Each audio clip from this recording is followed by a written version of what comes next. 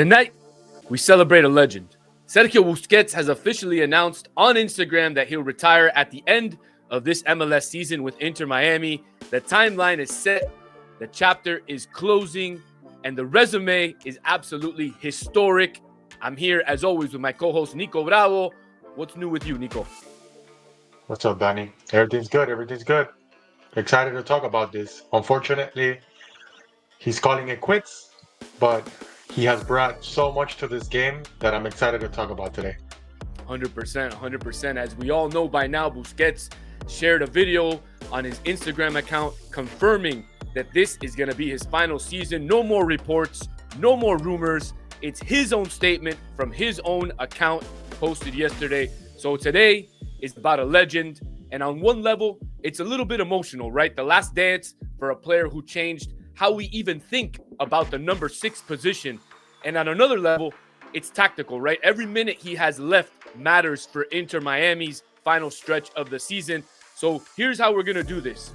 We're going to talk about the announcement and what it matters, the legacy, Barça Spain, and what made Busquets different than every other number 6 who came before him and after him.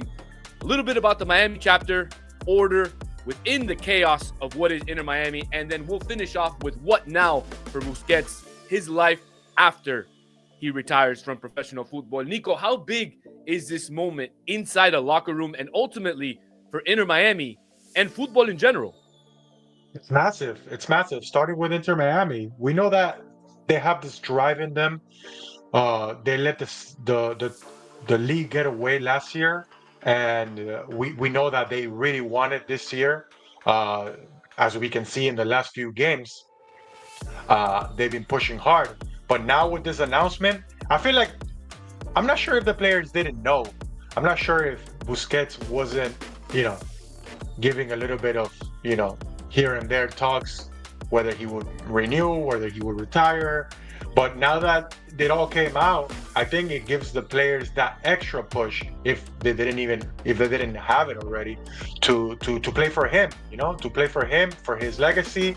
As we know that there's other players there that could possibly follow up. There is. Luis Suarez is one of those players that we know is most likely next to call it quits at the end of this season. But the bottom line is that it's official, right? And the last dance is on for Busquets. Every minute from here matters for him and for the team. So let's just all take a deep breath and appreciate the player. And then let's roll back the tape to see how he became that player, right? Segment 2, the legacy, is next. Let's wind it back. A La Masia kid walks into Pep's first team and becomes the hinge of a dynasty. With Barça, Busquets wasn't the headline, right? He was the headline's author. Press resistance, third man angles, one-touch exits out of impossible pressure. The truth is, he didn't need to chase the game, Nico. The game was bent around him. Yes, it's like we said on the last episode. He redefined that CDM role, that central midfielder position. He burst into the scenes behind a player like Yaya Toure, and as soon as he got on the team sheet, it was like takeoff for him. He took that position, and for almost 15 years, he belonged there. And we also got to remember that he was a key factor in that Barça midfield with Xavi and Iniesta. He was that low-profile guy, but he was always having perfect games for them. Absolutely. I mean, you mentioned Xavi Hernandez, you mentioned Andres Iniesta, and those three, along with Busquets, probably in our lifetime, we could say that it was the best midfield constructed, in our lifetime, right?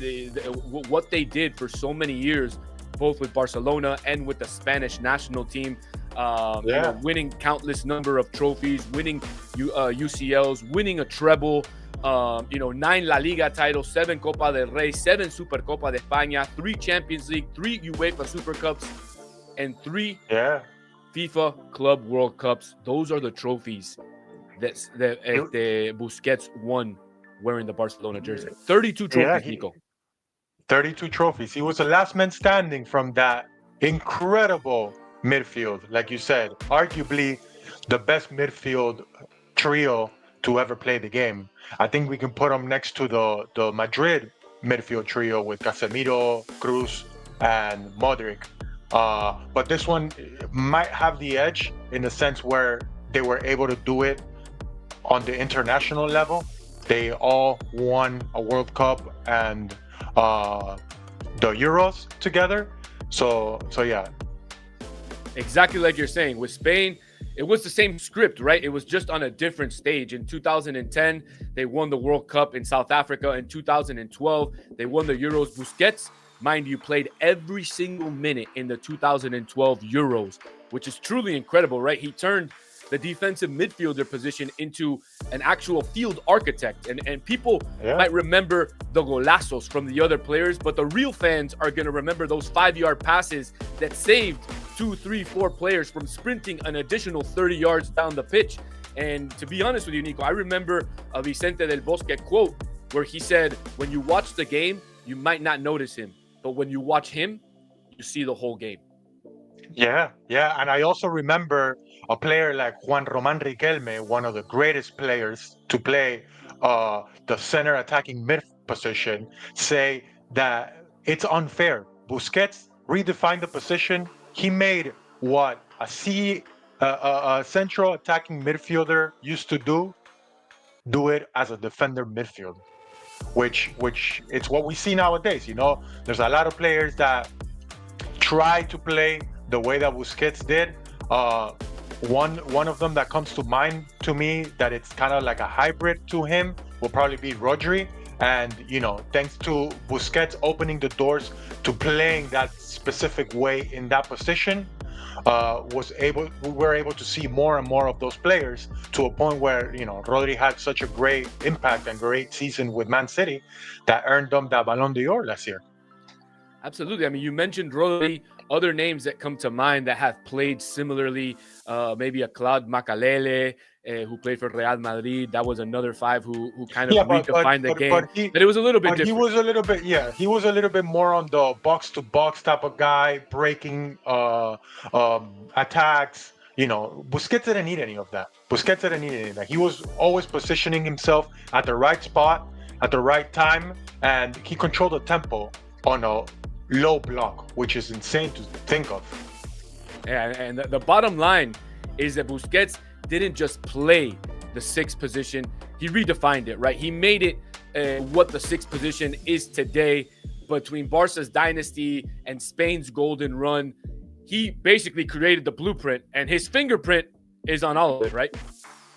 Absolutely. His fingerprint is in every single one of those teams. Like I said, he's a low profile type of guy, but he will be remembered for his game. Let's bring it back stateside. He had a new badge, same brain. We're going to get into segment 3, the Miami chapter. Nico, kick us off. What's the one sequence this season that best shows Sergio Busquets' impact on Inter Miami? I wouldn't define it as a sequence itself. I would just think of the simplicity he brings to the game. It's almost like contagious to the others, the way he plays. That little 1-2, or just being able to find the gap in between defenders, as we saw last week with that beautiful pass to Messi's goal. I think that's what defines Busquets primarily this season, you know?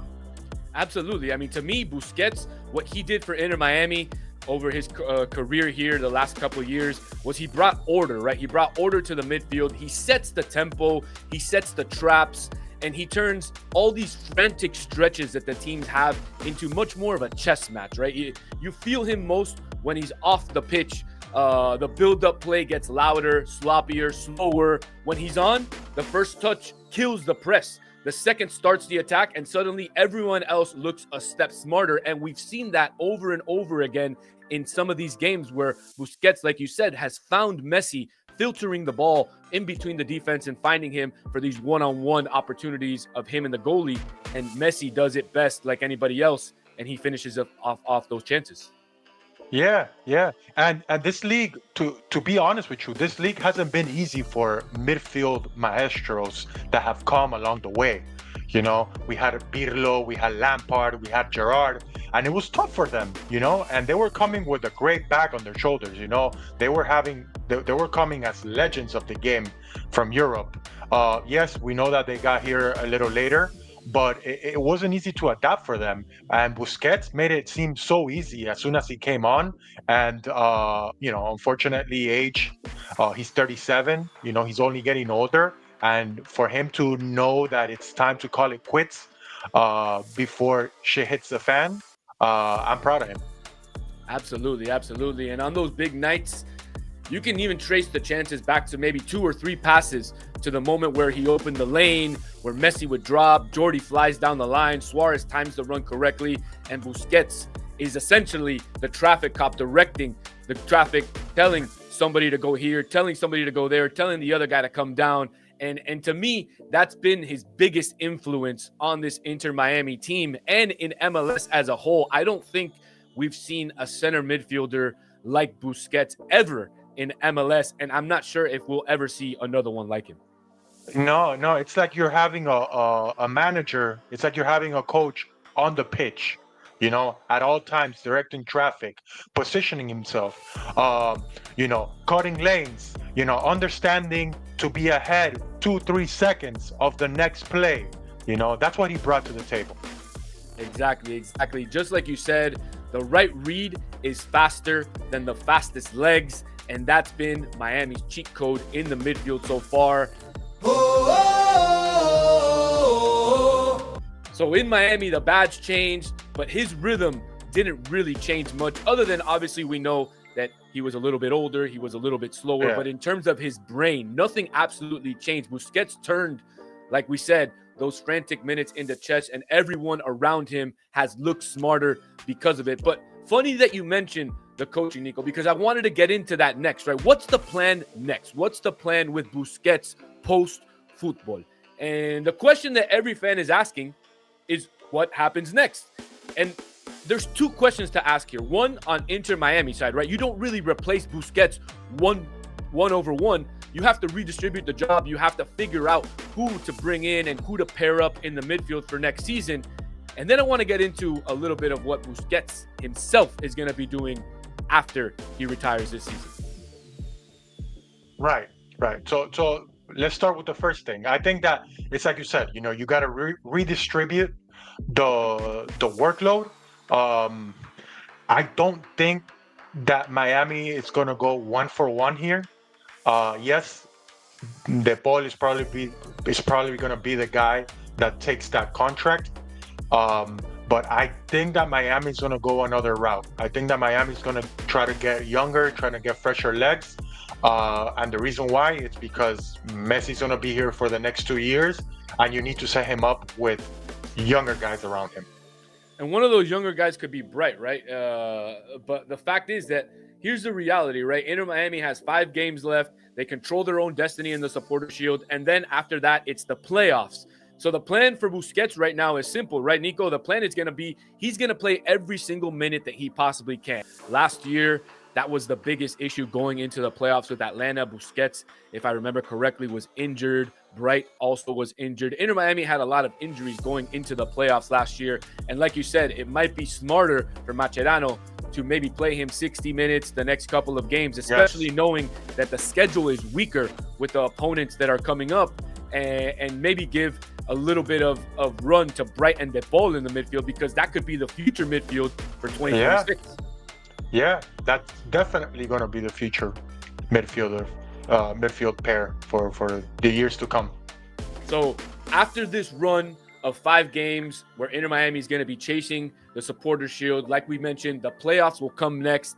But after that, when Sergio Busquets retires, I wouldn't be shocked if Busquets' next chapter is within coaching, right? His brain translates to teaching press-resistant exits, to setting rest defense rules, and mentoring the next 6. I know that a former friend of his, Cesc Fabregas, has mentioned that Busquets wants to get into coaching. Is that something, Nico, that you see that could be in Busquets' future? I definitely see that in his future. I'm not sure if it's short term. I think that short term he's gonna take a break, enjoy his family, possibly go back to Barcelona. I think more than likely he will go back to Barcelona.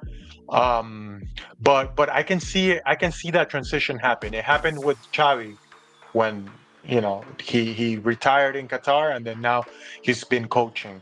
It happened with Fabregas once he retired. It's happening now with Iniesta. I can see it happen to Busquets as well. Yeah, absolutely. I mean, I think his mindset, right? His brain, the way that he sees the game, the vision that he has, I think is only going to contribute to him as a coach. And I really hope that he does take the next step, because I think that he can teach these young players a little bit of what he did to redefine that position. This guy has been one of those where no matter the team he played for, you just couldn't hate him. 100%, 100%. All right, chat. I want you guys to drop your most favorite Busquets memory and where you rank him among all the all-time number sixes. The one thing that I know, Nico, is that it's going to end exactly like it started, with Busquets making everyone around him better. So everybody, smash the like button, subscribe, hit that bell notification so you don't miss what's next, because I know we just came out with a video a couple days ago, coming out with one today. We'll be out with another one next week. And as the season continues to go on and we get into more Champions League and we get into more MLS playoffs, we'll be coming out with more content that you do not want to miss.